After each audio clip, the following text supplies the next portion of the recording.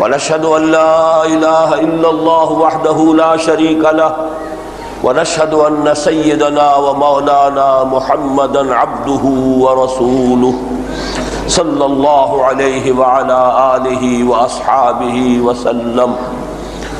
أما بعد فأعوذ بالله من الشيطان الرجيم. بسم الله الرحمن الرحيم. يا أيها الذين آمنوا اتقوا الله حق تقاته ولا تموتن إلا وأنتم مسلمون. يا أيها الناس اتقوا ربكم الذي خلقكم من نفس واحدة وخلق منها زوجها وبث منهما رجالا كثيرا ونساء واتقوا الله الذي تساءلون به والأرحام إن الله كان عليكم رقيبا. يا أيها الذين آمنوا اتقوا الله وقولوا قولا سديدا يصلح لكم أعمالكم ويغفر لكم ذنوبكم ومن يطع الله ورسوله فقد فاز فوزا عظيما. صدق الله العظيم. وقال النبي صلى الله عليه وسلم النكاح من سنتي وقال صلى الله عليه وسلم من رغب عن سنتي فليس مني وقال صلى الله عليه وسلم اعلنوا هذا النكاح واجعلوه في المساجد او كما قال صلی اللہ علیہ وسلم. حضرات، یہ خطبہ نکاح ہے جو ابھی آپ نے سماعت فرمایا. شادی بیاہ کے ضمن میں جو اصلاحی تحریک ہم نے شروع کی تھی، اس میں چند جو ابتدائی قدم اٹھائے گئے ہیں ان میں سے ایک یہی ہے کہ نکاح مسجد میں ہو. جیسے کہ جو آخری حدیث ابھی میں نے اس خطبے میں آپ کو سنائی ہے، ترمذی شریف کی روایت ہے کہ حضور نے فرمایا نکاح کا اعلان عام کیا کرو اور اسے مسجدوں میں منعقد کیا کرو. افسوس ہے کہ ہم نے اس پر عمل کو بالکل ترک کر دیا. اللہ تعالیٰ جن کو بھی یہ توفیق دے رہا ہے کہ وہ اس پر اثر نو عمل کا دوبارہ اس کو زندہ کریں، میں سمجھتا ہوں کہ اللہ تعالیٰ کے ہاں اجر و ثواب کے مستحق ہوں گے.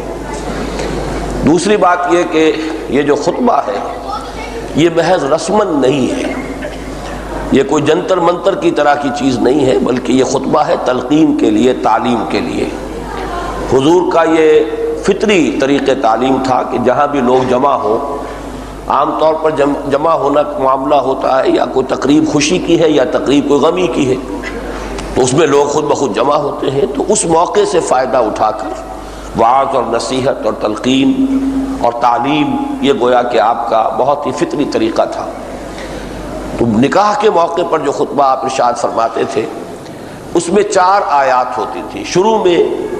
تو جو بھی ہر خطبے کے شروع میں ہوتا ہے، اللہ کی حمد و ثنا، حضور صلی اللہ علیہ وسلم پر درود اور سلام، اور پھر یہ کہ خاص طور پر کلمہ شہادت، تشہد، جو ہمارے دین کی جڑ بنیاد ہے. تو ہم نے ابھی اس محفل میں بھی جب وہ خطبہ، اس خطبے میں یہ کلمہ شہادت ادا کیا ہے، تو گویا کہ ہم سب نے اپنے ایمان کی تجدید کی ہے، تازہ کیا ہے اسے، کہ نشہد ان لا الہ الا اللہ وحدہ لا شریک لہ ونشہد ان سیدنا و مولانا محمدا عبدہ ورسولہ صلی اللہ علیہ وسلم. پھر خطبہ جو حضور کا تھا وہ صرف 4 آیات پر مشتمل ہے. یہ بھی بہت اہم نکتہ ہے کہ حضور کی تعلیم، تلقین، تبلیغ، یہ سب کے سب در حقیقت قرآن مجید پر مبنی ہے. قرآن مجید ہی کے مرکز و محور کے گرد گھومتی تھی. تو خطبہ نکاح میں بھی 4 آیات، اور یہاں جو 4 آیات ہیں اس میں جو مرکزی نکتہ ہے وہ تقویٰ کی تاکید ہے. اللہ کا خوف، اللہ کے باز پرس کا احساس، مرنے کے بعد جی اٹھنے کا یقین، حساب کتاب کا یقین، اور پھر اس کی وجہ سے انسان زندگی گزارے ہوشیار ہو کر، چوکس ہو کر، کہ کہیں کوئی غلط قدم نہ اٹھا بیٹھوں، کہیں کوئی ایسی بات نہ ہو جائے مجھ سے سرزد کہ جس سے اللہ کا حکم کوئی ٹوٹ جائے، اللہ ناراض ہو جائے. یہ روش ہے جس کا نام تقویٰ ہے. تو اسلامی معاشرے کی اصل روح جو ہے وہ یہی تقویٰ کی روح ہے. اور معاشرے کا، چونکہ آپ کو معلوم ہے کہ معاشرہ کسے کہتے ہیں، یہ خاندانوں کا اجتماع ہے. خاندان ہے جو مل کر معاشرہ بناتے ہیں، اور ایک خاندان کی ابتدا ہوتی ہے نکاح سے. ایک مرد ایک عورت کے درمیان رشتہ ازدواج ہے، اس سے اب آگے اولاد ہوگی، ایک خاندان وجود میں آ جائے گا. تو حضور نے جو خاندان کا نقطۂ آغاز ہے، یعنی نکاح کی تقریب، اس میں جو آیات آپ نے اپنے خطبہ نکاح میں شامل کی ہیں، میرے نزدیک وہ قرآن مجید میں تقوی کی تاکید پر سب سے زیادہ مؤکد اور گاڑھی آیات ہے۔ فرمایا سورہ آل عمران کی آیت نمبر 102 ہے، یا ایھا الذین آمنوا اتقوا اللہ حق تقاتہ، اہل ایمان اللہ کا تقوی اختیار کرو جتنا کہ اس کے تقوی کا حق ہے۔ اور واقعہ یہ کہ کسی انسان کے لیے اللہ کا حق تقوی ادا کرنا ممکن نہیں، اسی لیے صحابہ گھبرا گئے، لیکن یہ تاکید کا انداز ہے۔ لیکن پھر جب آیت نازل ہوئی ہے سورہ تغابن کی کہ فاتقوا اللہ ما استطعتم، اپنی امکانی حد تک تقوی اختیار کرو، تو پھر صحابہ کی جان میں جان آئی۔ پھر اس آیت میں دوبارہ ایک اور بات فرمائی، وَلَا تَمُوتُنَّ إِلَّا وَأَنْتُم مُسْلِمُونَ، دیکھنا موت نہ آئے مگر فرما برداری کی حالت میں۔ کیا معنی ہے؟ کوئی لمحہ تمہارا نافرمانی میں بسر نہ ہو، کیا پتہ اسی لمحے موت آ جائے، تو پھر وہ فرما برداری کی حالت کی موت تو نہ ہوگی، وہ تو نافرمانی کی حالت کی موت ہو جائے گی۔ تو انسان اپنی زندگی کے ہر لمحے کا پہرا دے کہ اس میں کہیں کوئی معصیت سرزد نہ ہو جائے، مبادا موت اسی لمحے میں آ کر مجھے دبوچ لے۔ اب اس سے زیادہ تاکیدی انداز میرے نزدیک ممکن ہی نہیں، یہ تو اللہ کا کلام ہے معجز نما۔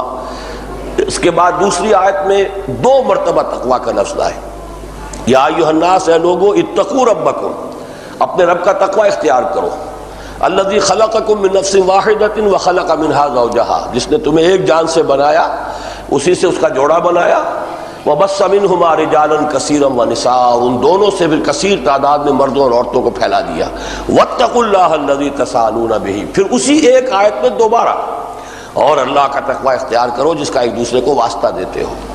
کوئی فقیر بھی مانگتا ہے تو اللہ کے واسطے مانگتا ہے، اللہ کے نام پر مانگتا ہے۔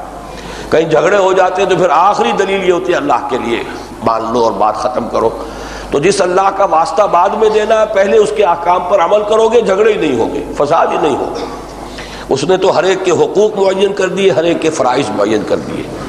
شوہر اپنا فرض ادا کرے، اپنے حقوق جو شریعت کے اس سے زائد کا تقاضا نہ کرے، بیوی اپنے فرائض ادا کرے اور جو حقوق شریعت میں اس کے ہیں اس سے زائد کا تقاضا نہ کرے، تو جھگڑا ہوگا ہی نہیں۔ گھر کی زندگی، گھریلو زندگی جو ہے وہ گویا کہ اس دنیا میں بھی جنت کا ایک نمونہ بن جائے گی۔ تو فرمایا واتقوا اللہ الذی تساءلون بہ والارحام ان اللہ کان علیکم رقیبا، یہ روح تقوی ہے۔ اللہ تم پر نگران ہے، تمہارا ہر عمل، ہر قول، ہر لفظ جو زبان سے نکال رہے اللہ کے علم میں ہے۔ تو یہ تقوی کے لیے گویا کہ دوبارہ تاکید تیسری مرتبہ ہو گئی۔ 2 آیتیں سورہ احزاب کی ہیں، یا ایھا الذین آمنوا اتقوا اللہ وقولوا قولا سدیدا۔ یہاں تقوی کا لفظ دوبارہ تو نہیں لائے، لیکن تعبیر کیا ہے؟ اے اہل ایمان اللہ کا تقوی اختیار کرو اور زبان سے بات وہی نکالو جو درست ہو۔ یہ گویا کہ زبان کا تقوی ہو گیا، پہرا دو زبان پر کہ اس سے کوئی غلط لفظ جو ہے نکلنے نہ پائے۔ ما یلفظ من قول الا لدیہ رقیب عتید، جو بھی تم لفظ نکال رہے ہو وہ لکھنے والا موجود ہے، ریکارڈ ہو رہا ہے، جواب دہی کرنی پڑے گی۔ تو قولوا قولا سدیدا یصلح لکم اعمالکم، اللہ تمہارے سارے اعمال درست کر دے گا، ویغفر لکم ذنوبکم، کہیں کوئی خطا ہو گئی تو بخش بھی دے گا، گناہ کے پر توبہ کرو گے، عفو چاہو گے، معافی چاہو گے، اللہ معاف فرما دے گا۔ ومن یطع اللہ ورسولہ فقد فاز فوزا عظیما، جو اللہ اس کے رسول کا مطیع ہو گیا اس نے تو بڑی کامیابی حاصل کر لی۔ اللہم ربنا اجعلنا منہم، اے اللہ ہم سب کو ان لوگوں میں شامل فرما۔ بس حضور کا خطبہ تو اتنا ہی تھا، حضور کے خطبے بہت مختصر ہوتے تھے، لیکن بات کیا تھی کہ دل سے نکلتی تھی بات، دل پر جا کر اتر جاتی تھی، از دل خیزت بر دل ریزت۔ اور چونکہ زبان ان کی اپنی تھی، قرآن مجید پڑھ رہے ہیں، لسان نبوت سے قرآن مجید ادا ہو رہا ہے، تو براہ راست جو ہے لوگوں کو سمجھنے میں تو کوئی دقت نہیں، ترجمہ سمجھانے کی ضرورت نہیں، تو از دل خیزت بر دل ریزت کی کیفیت حاصل ہو جاتی تھی۔ بعد میں علماء نے اس خطبے میں کچھ چھوٹی چھوٹی احادیث کے کچھ ٹکڑے شامل کیے ہیں، 2 ہیں جو عام طور پر پڑھے جاتے ہیں، کہ حضور نے فرمایا نکاح من سنتی، رہبانیت کی نفی ہے، تجرد کی نفی ہے۔ حضور نے فرمایا شادی شدہ ہو کر زندگی گزارنا، متأہل زندگی، یہ میری سنت ہے، نکاح میری سنت ہے۔ اس لیے کہ انسان اپنے کردار کی حفاظت کا ذریعہ بناتا ہے اس نکاح کو، جو جائز راستہ ہے، اپنی جو بھی ایک تقاضا اللہ نے رکھا ہوا ہے، بشری تقاضا، حیوانی تقاضا، اس کو پورا کرنے کا جائز راستہ اختیار کرو تاکہ ناجائز کی طرف تمہارا رخ نہ ہو، اس سے تم اپنے آپ کو بچا سکو۔ النکاح من سنتی، دوسری حدیث کا ٹکڑا ہے من رغب عن سنتی فلیس منی، جسے میری سنت پسند نہیں اس کا مجھ سے کوئی تعلق نہیں۔ اس کو ذرا تھوڑا سوچنا چاہیے کہ سنت صرف نکاح نہیں ہے، بلکہ یہ کہ سنت تو نام ہے پوری زندگی میں حضور کے نقش قدم کی پیروی، وضع قطع بھی ہماری وہی ہو، رہن سہن بھی وہی ہو، اٹھنا بیٹھنا وہی ہو، رات کو سوئے تو اسی طرح داہنی کروٹ لے کر اپنا داہنا ہاتھ دانے گال کے نیچے رکھ کر، کیا اس میں لگتا ہے سونا ہے؟ سونے کے لیے یہ شکل اختیار کر لی تو گویا کہ حضور صلی اللہ علیہ وسلم کی سنت کی پیروی ہو گئی۔ تو زندگی کے ہر نقشے، لیکن اس سے آگے بڑھ کر معاملہ ہے۔ حضور کی سب سے بڑی سنت کیا ہے؟ سنت دعوت اور سنت اقامت دین۔ آپ نے اپنی پوری زندگی لگائی ہے، توانائیاں، صلاحیتیں، قوتیں کس کام میں لگائی؟ جائیداد بنائی، کاروبار جمایا، کیا کیا؟ آپ نے جو کچھ اپنی زندگی اپنے اندر تھا اسے کس کام میں لگایا؟ اللہ کے دین کو پھیلانا، اس کی دعوت، اور اللہ کے کلمے کو سربلند کرنا، اس کی حکومت قائم کرنا۔ اگر یہ ہم کرتے ہیں تب تو سنت رسول پر عمل پیرا ہے، اور یہ نہیں کرتے تو پھر باقی چھوٹی چھوٹی سنتیں جو ہیں وہ تو پھر دل کا بہلاوا ہے، وہ اپنے آپ کو دھوکہ دینے کی بات ہے کہ ہم بڑے سنت پر عمل کر رہے ہیں۔ سنت، سب سے بڑی سنت وہ تو یہ ہے، کوئی لمحہ جس سے خالی تھا ہی نہیں، وہ ہے دعوت، تبلیغ اور اللہ کے دین کو قائم کرنے کے لیے جہاد ہے، قتال ہے۔ آپ میدان جنگ میں موجود ہیں، مجروح ہو رہے ہیں، آپ کے جسم مبارک سے خون بہہ رہا ہے، آپ کا دندان مبارک شہید ہوا ہے۔ تو اس رخ پر اگر ہماری زندگی نہیں ہے تو وہ تو پوری زندگی غیر مسنون زندگی ہے۔ جو پورا رخ ہی غیر مسنون ہے، اس میں آپ نے کچھ سنتوں کے خانے اور کچھ خاکے بھر لیے، رنگ جو بھر دیا، تو وہ اصل سنت نہیں ہے۔ ہاں اگر رخ وہ ہے تو پھر چھوٹی سی چھوٹی سنت بھی بڑی قیمتی ہے۔ پھر یہ کہ ظاہر بات ہے کہ عمارت مضبوط ہے تو آرکیٹیکچرل اس کا آپ بیوٹی کا انتظام کیجئے، خوبصورت بنائیے۔ تو عمارت ہی بودی ہے تو کیا اس کے اوپر آپ نے اوپر جو نقش و نگار بنایا اس کا حاصل کیا ہے؟ تو اصل سنت ہے سنت دعوت اور سنت اقامت دین، جہاد، اللہ کی راہ میں تن من دن لگا دینا۔ اللہ تعالی ہم سب کو اس کی توفیق عطا فرمائے۔ اس سے آگے بڑھ کر یہ کہ نکاح کے موقع پر لڑکی والوں کے ہاں کوئی کھانا نہیں ہونا چاہیے۔ دعوت ایک ہی ہے اور وہ ولیمے کی ہے۔ بدقسمتی سے ہم دو ہی طرف سے غلط راستے پر چل رہے ہیں۔ جو اصل ہے تاکید ہے جس کی ولیمے کی، اس کا اہتمام نہیں ہوتا، اور یہ جو ہے نکاح کے موقع پر دعوتیں ہوتی ہیں۔ سنت یہ ہے کہ دعوت ایک ہے، لڑکے والے کے ذمے ہے، اس کا گھر آباد ہوا ہے، وہ اپنے اعزاء کو، رشتہ داروں کو، دوستوں کو شریک کرے اپنی خوشی میں۔ اس کی تاکید اتنی ہے کہ اگر جس نے اپنا گھر آباد کیا اس کے پاس کچھ نہیں ہے تو اپنے گھروں سے کھانا لے جاؤ، اس کے گھر میں جا کر بیٹھ کر کھا لو، سیلیبریٹ کرو، اس کی خوشی میں شریک ہو جاؤ، اس لیے تعلق۔ لیکن یہ کہ باقی اور کسی کا کوئی ثبوت ہی نہیں جو ہم نے اور کیا، وہ چونکہ حرام کی دولت بے تحاشا لوگوں کے پاس جمع ہے، مال حرام بود بجائے حرام رفت، وہ حرام کاموں میں جائے گی، تبذیر، اسراف، دکھاوا، ایک ہی نہیں 10 دعوتیں ہو رہی ہیں، اب یہ فلاں کی دعوت ہے، اب یہ فلاں کی دعوت ہے، اب یہ مہندی ہو رہی ہے، اور نہ معلوم کیا کیا وسمہ ہو رہا ہے، کیا ہو رہا ہے مجھے معلوم نہیں۔ اللہ تعالیٰ نے ان لعنتوں سے مجھے بچا رکھا ہے۔ بہرحال یہ ہے اصل میں کہ ایک اصول ہے، سنت سے آپ ہٹیں گے تو لازماً بدعات میں مبتلا ہو جائیں گے۔ تو یہ ساری بدعات ہے کہ جو ہمارے ہاں جاری ہے۔ اور چوتھی چیز جو ذرا بھاری پتھر ہے وہ یہ ہے کہ جہیز کا کوئی تصور اسلام میں نہیں۔ لڑکی کا بھی وراثت میں حصہ ہے، وراثت میں اس کا حصہ، اور اس میں قرآن میں آیا مما قل منہ او کثر، زیادہ ہو یا تھوڑا ہو، وراثت میں حصہ لڑکے کا بھی لڑکی کا بھی۔ بہرحال چونکہ ہندوانہ پس منظر ہے ہمارا، ہندوؤں میں چونکہ لڑکی کا حصہ نہیں ہوتا تھا، نہیں ہوتا، اب بھی نہیں ہے، لہذا وہ جب گھر سے رخصت کرتے ہیں تو وہ دے دلا کے رخصت کرتے ہیں، یہ وہ دان دہیج ہے ان کا۔ اسلام میں چونکہ جہیز کا کوئی تصور نہیں، وراثت میں حصہ ہے۔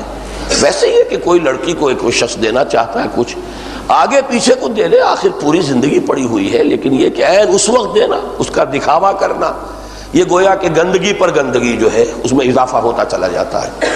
تو اللہ تعالیٰ جتنی بھی ہمت دے اس کے مطابق جو ہے ان چیزوں کو درست کرنا چاہیے۔ اب کھڑے ہو جائیے، کیونکہ آپ سب بھی اب اس نکاح کے گواہوں میں سے ہیں۔ ذوالفقار احمد خان لودھی، ولد اسرار احمد خان لودھی، میں عزیزہ ذکیہ فیروز بنت عباد اللہ قریشی کو ان کے وکیل عابد علی کی اجازت سے آپ کے نکاح میں دیتا ہوں. مبلغ 2000 روپیہ مہر معین ہوا ہے. یہ معجل ہے یا معجل فوری طور پر ہے یا جی جو ابھی ادا ہو جائے گا؟ آپ کو قبول ہے؟ دوبارہ سن لیجئے. ذوالفقار احمد خان لودھی ولد اسرار احمد خان لودھی، مکان 910 بی اسٹریٹ 17A محمود آباد 4.5 نمبر کراچی. میں نے عزیزہ ذکیہ فیروز بنت عباد اللہ قریشی مرحوم کو E83 منظور کالونی کراچی کی رہنے والی، ان کو ان کے وکیل عابد علی صاحب کی اجازت سے آپ کے نکاح میں دیا. مہر 2000 روپیہ نقد جو اسی وقت ادا ہو جائے گا معین ہوا ہے. آپ نے قبول کیا؟ بس دعا کیجئے اللہ تعالیٰ.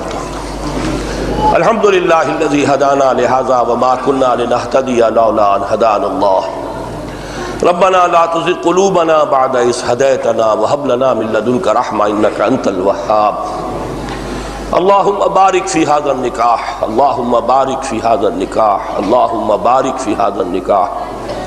اللهم ألف بين قلوبهما، اللهم ألف بين قلوبهما، اللهم حبب بينهما، اللهم وافق بينهما، اللهم اجعلهما مسلمين لك